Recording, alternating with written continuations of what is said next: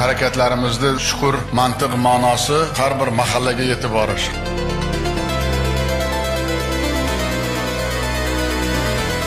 Samarqandda yoshlar bilan uchrashib, men qoyil qoldim. Shunda gaplarni gapiryapti, sun'iy intellekt, loyihalar, strategiyalar to'g'risida.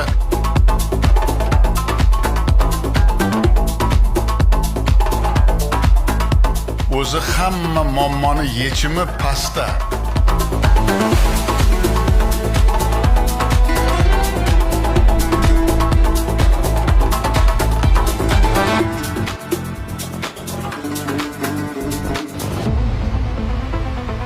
$600,000 qilingan ekan. Bir yilda $1,5 million daromad qilsa bo'ladi deyapti. 1 gektardan. Qayerda bunday rentabellik korxona bor?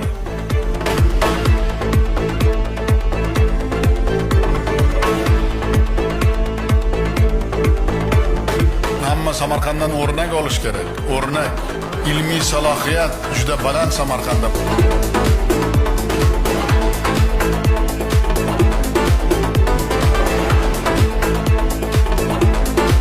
Odamlar sezsin, tartib bor, intizom bor. Mana shunday tahlikali zamonda biz birlashib, odamlarning kayfiyati bilan yashayapmiz.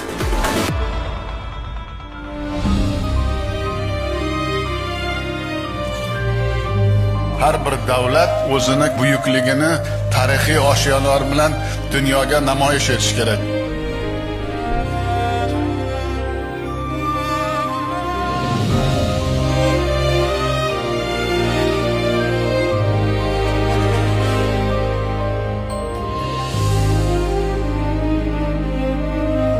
Bundaqa manzara qayerda bor?